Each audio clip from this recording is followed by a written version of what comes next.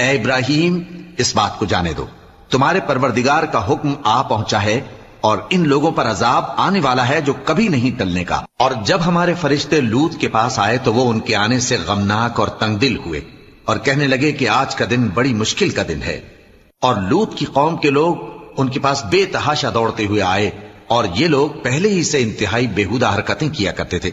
لوط نے کہا کہ اے بھائیو، یہ جو میری قوم کی لڑکیاں ہیں یہ تمہارے لیے جائز اور پاک ہیں، تو اللہ سے ڈرو اور میرے مہمانوں کے بارے میں مجھے بے آبرو نہ کرو۔ کیا تم میں کوئی بھی شائستہ آدمی نہیں؟ وہ بولے، تم کو معلوم ہے کہ تمہاری ان بیٹیوں کی ہمیں کچھ حاجت نہیں، اور جو ہماری غرض ہے اسے تم خوب جانتے ہو۔ لوط نے کہا، اے کاش مجھ میں تمہارے مقابلے کی طاقت ہوتی، یا میں کسی مضبوط قلعے میں پناہ لے لیتا۔